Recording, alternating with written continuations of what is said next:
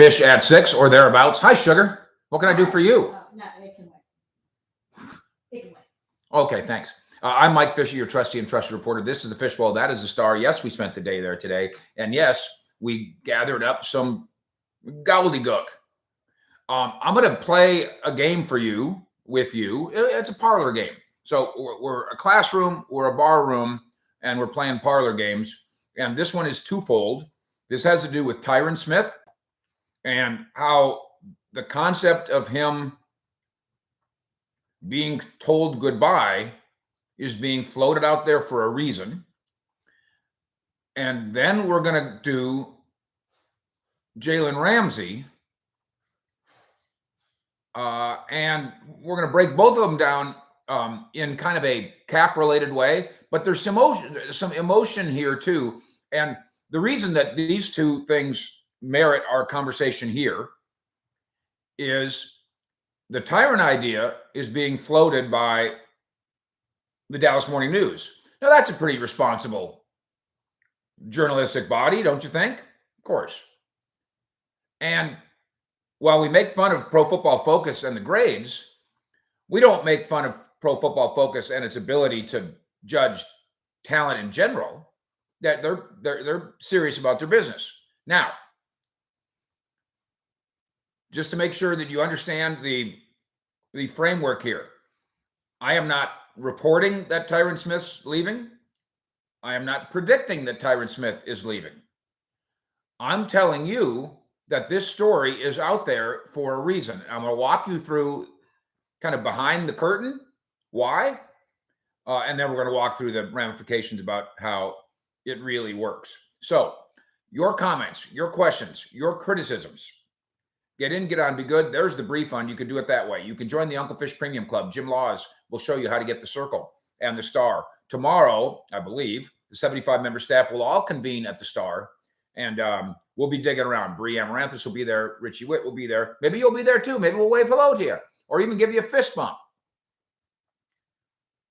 If at the end of this 22-minute program, you decide, that's pretty good, old man, then would you please subscribe to what we do here? It's absolutely free. And along the way, it beats the algorithms on YouTube and gives the power to Cowboys Nation and Fish Heads, almost 62,000 strong, if you hit the like button. So if you would like to massage the like button, you can do so right now. Let's go to Tyron first. And I'm not speaking out of turn here. I think you'll appreciate the education. And ultimately, I'm going to mean this as a compliment. There's some journalistic outlets that are all about, you know, they're doing trade proposals, and that's all they do. And it can be fun. And some of them are completely out of left field. And we've discussed some of those, and we shut them down or we break them down or whatever. A lot of those are from people or outlets who have no connection whatsoever with the Dallas Cowboys. They've never been to the Star. They've never been in the locker room. They don't, right. The Dallas Morning News is not one of those. And in fact, and I'll mention, because all three of these guys I think highly of and am friendly with. I've been friendly with David Moore for, 25 years. I think the world of Calvin Watkins. And of course, we've had him on the show. Michael Gelkin is outstanding what he does. But none of those three guys lean towards the speculative. Now, whether that's because the Morning News doesn't allow it, I don't think that's it. I just think it's part of their makeup as they do their jobs. I just don't think that's their thing. I don't think David Moore is very interested in that. And that's okay. I think Michael Gelkin is very much a nuts and bolts, and that's cool. And then Calvin is outstanding, been doing a long time. And Calvin's very into the people that make up the football team. And all those things are fantastic. And they all have their place, and they're all very necessary. Therefore, when the Dallas Morning News writes a story suggesting that Tyron Smith might get cut, okay, this is behind the curtain, but it is not. I'm not dissing anybody. It's I believe, a statement of fact. If the Dallas Morning News writes that there's a possibility that Tyron Smith could get cut, and the Morning News has indeed written that. They are not making it up, because they don't do that. And they are not speculating, because they don't do that either. That came from somewhere. And knowing TYRON, friend of Sugar's, friend of Marsh's, it didn't come from TYRON. So this means somebody inside the building, management level, is comfortable with the Morning News writing that TYRON might get cut. Okay? There's your behind the curtain journalism side of this. Now, you want him to get cut? I mean, you as a fan, with your emotion and also your understanding of the salary cap, which we can kick around here, and then the TYRON era, and it is an era. The Morning News story, by the way, mentioned both Zeke and TYRON as being cap casualty possibilities. Both those guys are symbols of an era, are they not? Two-time NFL rushing champion, all-time Hall of Fame bound offensive lineman. Both of them gone in the same offseason. That would be the end of an era. And that concept has been proposed by the Morning News in a scenario in which the Cowboys cut both the running back Elliott and the offensive tackle TYRON during the upcoming offseason. Now, there's money involved, obviously. Is there also a decline in performance involved? Zeke's coming cap hit. You know all about this. Everybody's written this by now.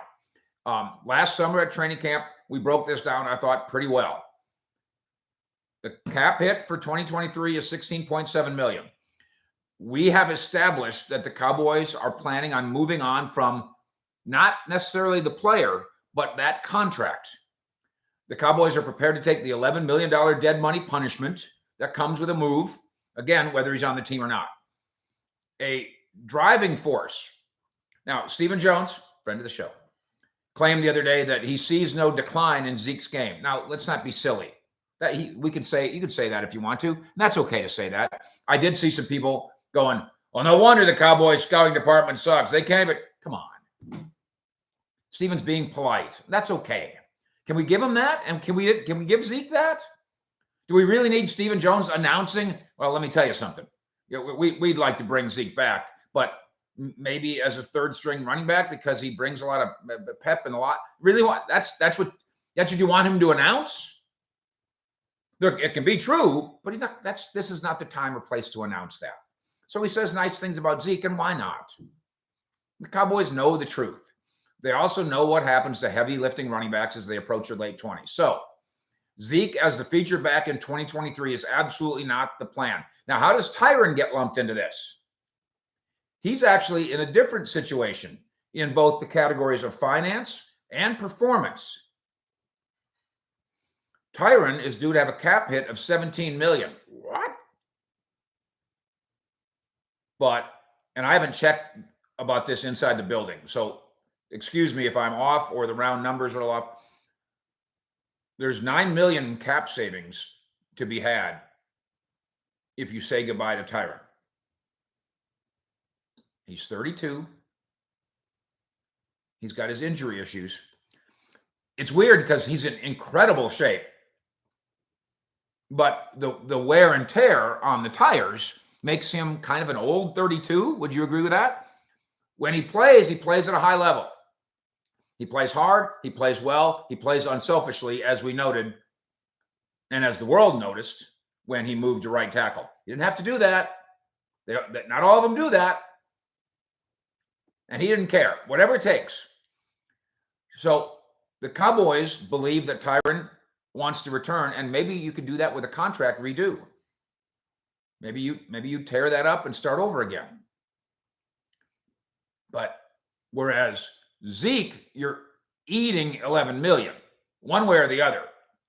With TYRON, you move on and you lose the player, but you gain, if I have my numbers right, but you gain $9 million in cap room. So this is where I come to you.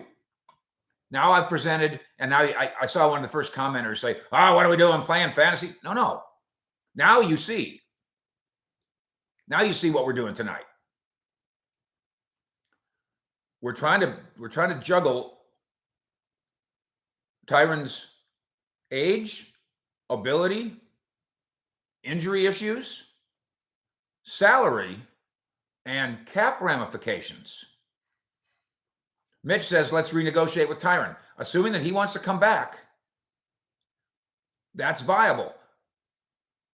But are we doing it out of emotion? Mitch, look at Mitch comment again. And I'm with you. Tyron's been a team player. Hate to see him go. Let's bring him back and renegotiate.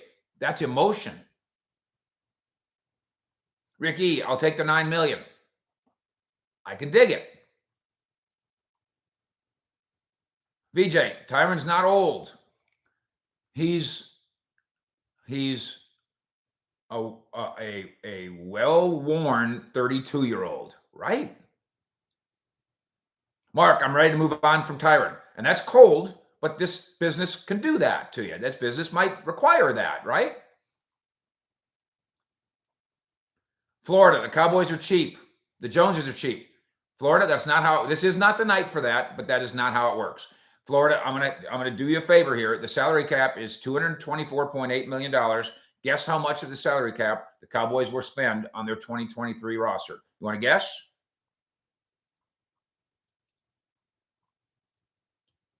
Shadow Wolf, aren't we $7 million over the cap?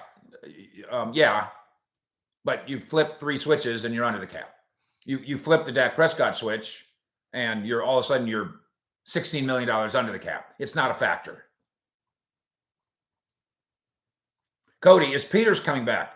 The Joneses say that they want him to come back.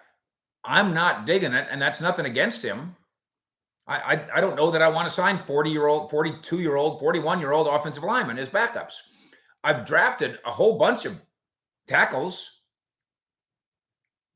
In fact, if you include Eviante Collins, I have 3 young tackles that I kind of like, and that's not counting my starting right tackle. And this is another Tyron, I don't know if it's a problem, but another Tyron concern.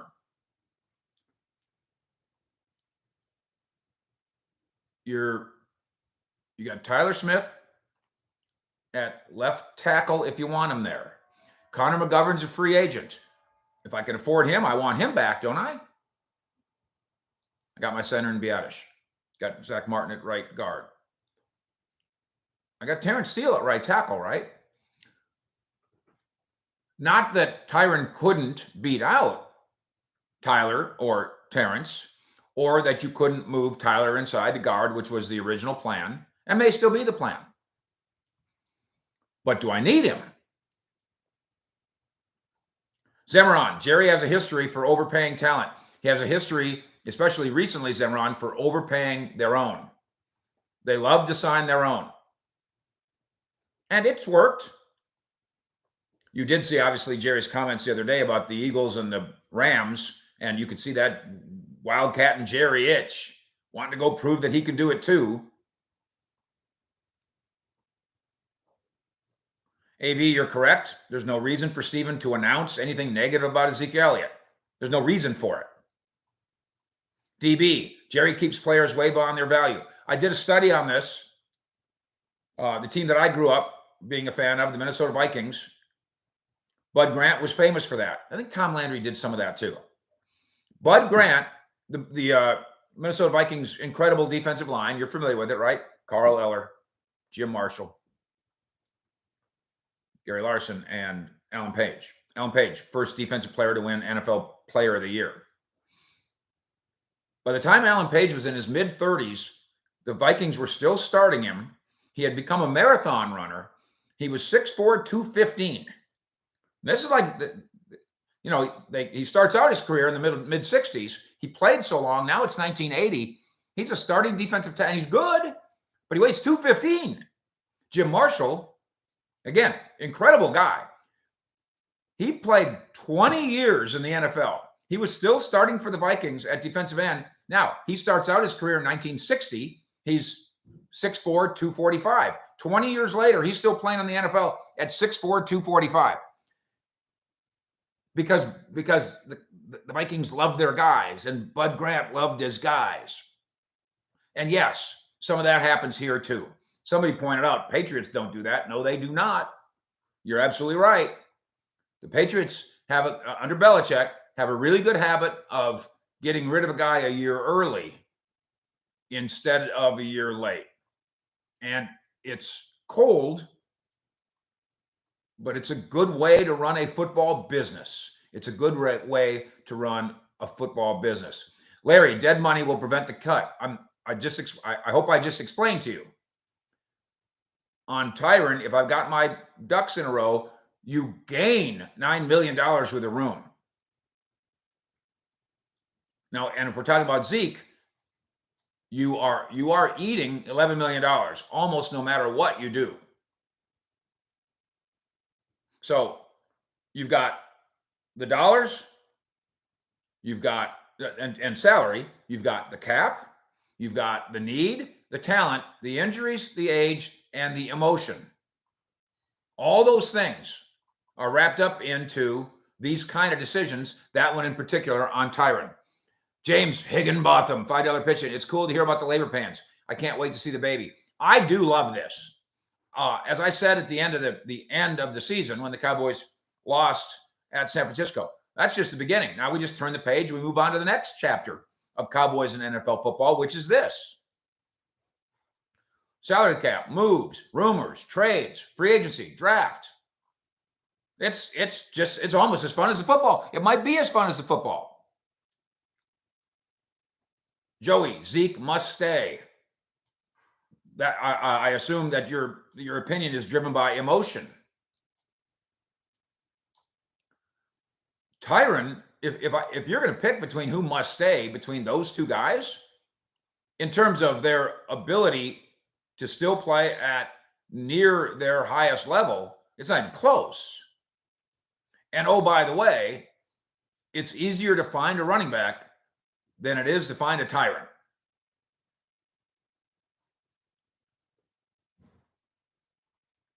Joey, DeMarco would not have fallen off the cliff had he stayed with the Cowboys. Joey, I have no idea where you're pulling this out of.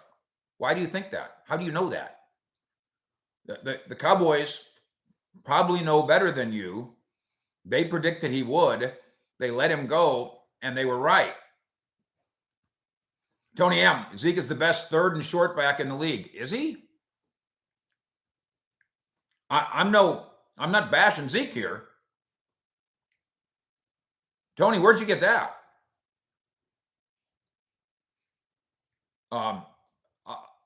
The best third and short running back in the league, you know who the best third and short running backs in the league are? The best running backs. You know who's really good at third and short? Jonathan Taylor, Derrick Henry, Ken Walker III, Austin Eckler, Christian McCaffrey, Saquon Barkley. You follow me? Zeke very specifically did well at that. But Zeke didn't do better at third and short than the 10 guys I just named would have if they played in Dallas. You imagine Chris McCaffrey on third and short in Dallas? Be pretty good. Neon, Patriots haven't won a playoff game since the departure of Tom. That's quite a high standard, since he departed like 3 years ago. But of course, with Tom,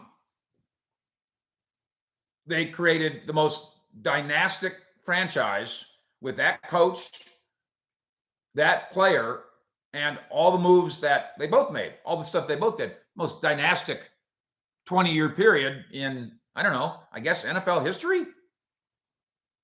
And we're picking this 3 years, saying people do that to the Cowboys too. I like to, when they say it's been 20, I know, but in the last 30 years, you've been pretty good. It's just the last 20. Kurt, Tom Brady was the system. This is a fun bar room. Brady or Belichick. And there is a Dallas version of it, you know. The Dallas version of it is Jimmy versus Jerry. But here's what I love about how we skip over this.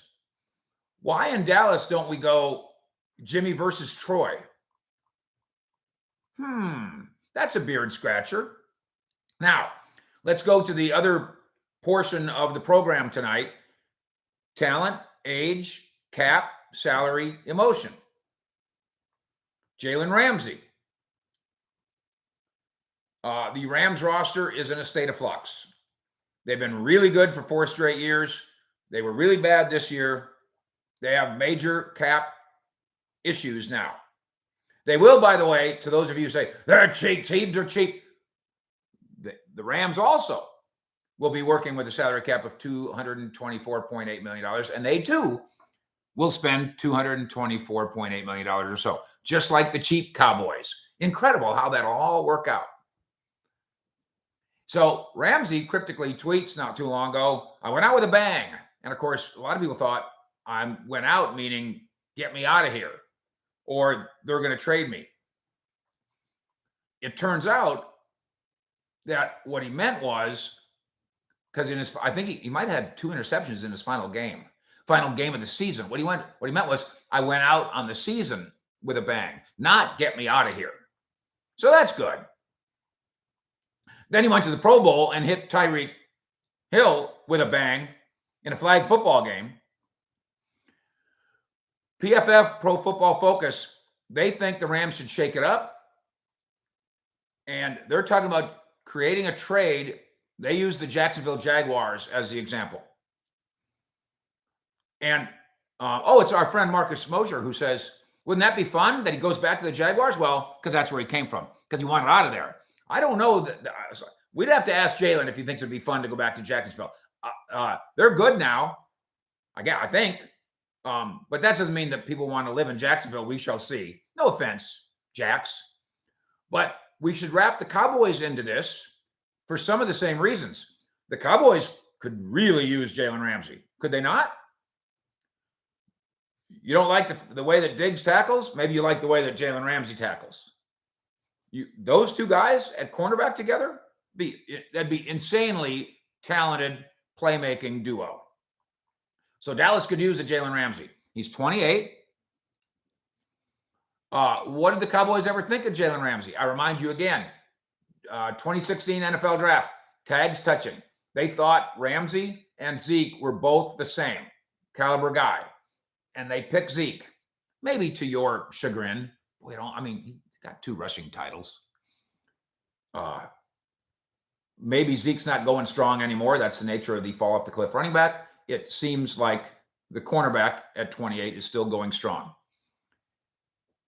Here's the problem with Pro Football Focus's idea of the Rams moving on from Jalen Ramsey and shipping him to Dallas or whatever.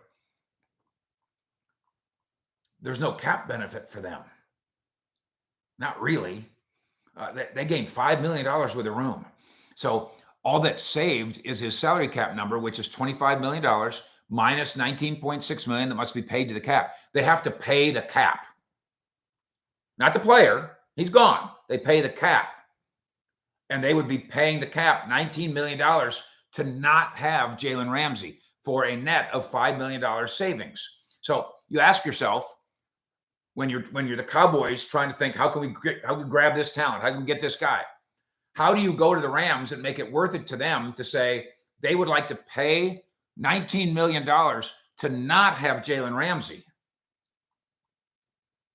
Now, if you're a cap guy, and many of you are brilliant, 62,000 of us brilliant cap guys sitting around here, you'll point out, well, what if Ramsey's traded after June 1st? That is different. Then the Rams actually free up $17 million. The problem is, and that's a difference-making amount. The problem is, if you're the other team, you might take him after June 1st, but what do they get? Picks in 2024? So they got to be bad again for a year with no picks? That's why, the June 1st thing is fun because it's fun to play with, but there's a reason that a lot of teams don't do the deal after June 1st, even though they get to spread out the cap ramifications, because they don't get any picks to use in April. Second point, everything's worth considering. It's all about win the trade. Can you win the trade? But if you're the Cowboys, do you give up pick number 26 for Jalen Ramsey and have to pay him all that money? And maybe he goes to you and says he wants a new contract. I think Dallas's answer there would be no. And this goes back to that's because they're cheap. No, it's not because they're cheap. They're trying to manage their 224.8. We can disagree with the way they manage, but it has nothing to do with cheap. They're all spending the same. So can you win the trade?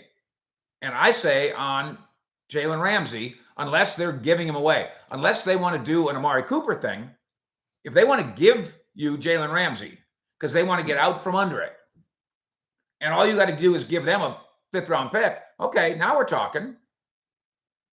Let's do that.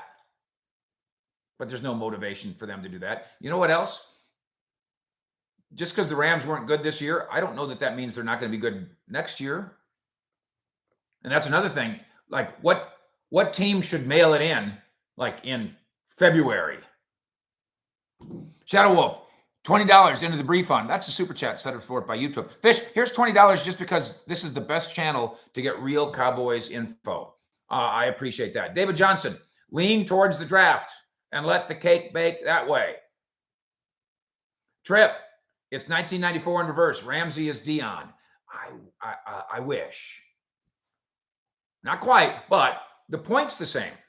And the point about Jerry theoretically trying to do something huge still sits there as a possibility.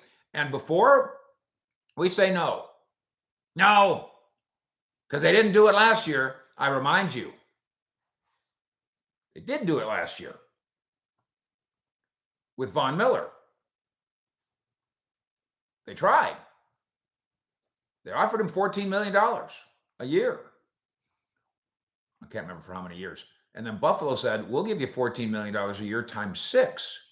And Von Miller, who I think is 32, said, oh, God, you're going to pay me till I'm 38? Let's go. So the Cowboys did try. Trey Williams, go get Hopkins. 30-year-old wide receiver, same situation as we're saying with Ramsey to some degree.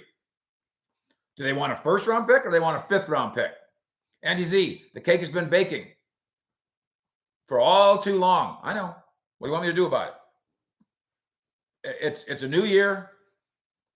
It's a new cake. Maybe it's the same old oven. Jim Laws, I thought Tolbert would show last year. So did they.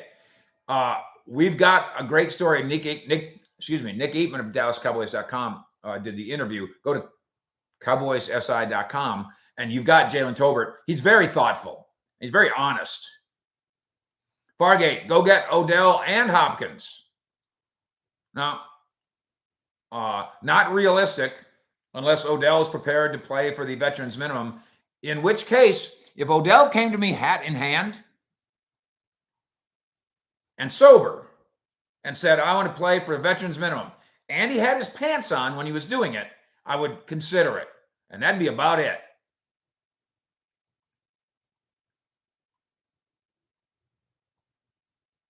Vinny, is Tolbert worth keeping? He's on a rookie contract. So Jalen Tolbert will be here for 3 more years, virtually guaranteed. I see some of you guys asking me about the mixing and matching of the Mike McCarthy offense and the Kellen Moore offense and what went wrong. The mixing and matching did not go wrong. There is not a soap operatic conflict between these two guys. If there was, and I know some people still think it, if there was a soap operatic conflict, why didn't Mike McCarthy just fire him? Why didn't he fire him on Thursday when I asked him the question? Why didn't he just say, we're done. We're done with him. They were done with 8 other guys. It's because they do respect him. They do like him. In fact, I'll give you this. McCarthy has told people that had he taken a job elsewhere, he would have interviewed based on what he knew at the time. He didn't know him yet. He would have interviewed and tried to hire, I take it back. He would have interviewed for the job, Kellen Moore, sight unseen, just based on his reputation. So there's no real animosity there. The captain wants to steer his own ship. That's it. Mike C, $5 pitch in. Do you think we should keep TYRON to help Steele heal? I would assume that by the time we get to training camp, Terrence Steele's fine. So my problem, that's an off as it sits right now. Mike C, thanks for the question. That's an awfully expensive insurance policy. Like a $17 million swing tackle? I don't know, man. So they got to come up with another way to do that if TYRON even wants to do it at all. But as I've explained to you, part of the purpose of this discussion tonight is to tell you, once it ends up in the Dallas Morning News, that means somebody who wears a suit is thinking about it. You follow me? Tony B, cut JALEN. There's no need to cut JALEN. He's under contract cheap. Cut Noah Brown. There's no need to cut Noah Brown. He's a free agent. See, that's why you're here. Now look at you now. Now, Tony, you can go back to your friends and tell them how smart you are, because you won't say things like cut JALEN, cut Noah Brown. Bring back T.Y. Hilton. That's fine. He was the second best receiver on the team at the end of the year. But wouldn't you like to be way better? Ronnie, we're wasting our breath on guys that Jerry's not going to trade for or sign. Except, Ronnie, we can't list them all here. I appreciate you introducing this concept. They didn't really get very serious about Bobby Wagner. They were very serious about Von Miller. That's 1.5 or 2. They signed Anthony Barr. They signed Leighton Vander Esch. They signed Jerron Kearse. They signed Malik Hooker. They signed Dante Fowler. They signed Takk McKinley. They traded for Jonathan Hankins. They signed Jason Peters. They signed Dalton Schultz. They signed Cooper Rush. They signed T.Y. Hilton. They signed James Washington. Can I stop now? Cowboys never signed anybody. I just listed like 20 guys on last year's roster that they either tried to acquire or did acquire via trade or signing. Kevin Gorman gifted 1 Mike Fisher membership. Hey, the Uncle Fish Premium Club certainly invites you to come in. That's the Circle and the Star. Ask the fellas. They'll show you how. Mike Hall has been a member for 20 months. Fish, we need Wildcat and Jerry to come take some chances. I said it last year, and they dipped their toe into the idea. Von Miller would have changed a lot of things around here in terms of the perception. And I'll say it again this year. And we had the conversation, remember, in Florida at the owners' meeting, where Jerry goes, Wildcat and Jerry, Fish, Mr. Mack, Wildcat and Jerry still in here. And yes, Mike, I know you would like Wildcat and Jerry to quit being in there and roar, come out here. I do get it. Robert P., $5 pitch-in. How is Schottenheimer better than Kellen Moore? How is Kellen Moore better than Schottenheimer? How is Schottenheimer better than Ben McAdoo? How is Byron Leftwich inferior to Brian Schottenheimer? How is Jason Garrett not a better offensive coordinator than all of them? Right? You follow me? The Baltimore, here, I'm going to close with this. Grant Rainwater, $5 pitch-in. What do you think about trading for Vita Vea and re-signing Hankins? I'm sure they would like to keep Hankins around here. They're not giving you Vita Vea.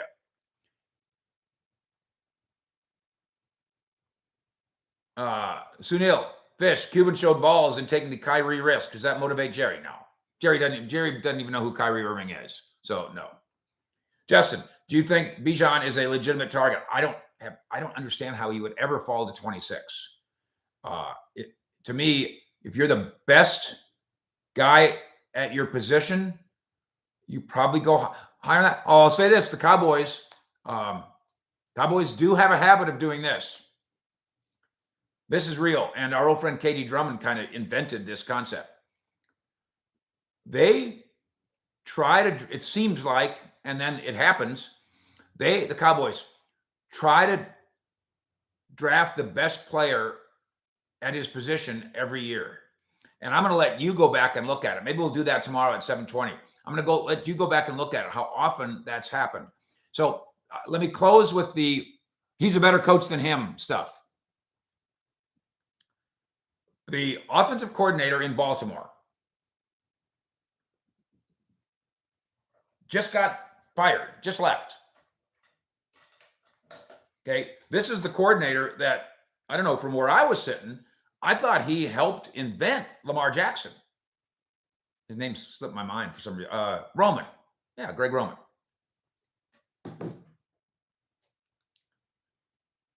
I thought he helped Lamar Jackson win NFL MVP in 2016. I thought he took Lamar Jackson, who was a running quarterback, and made him a better quarterback. They don't, except for Mark Andrews, they don't give him any weapons. He's never had any weapons.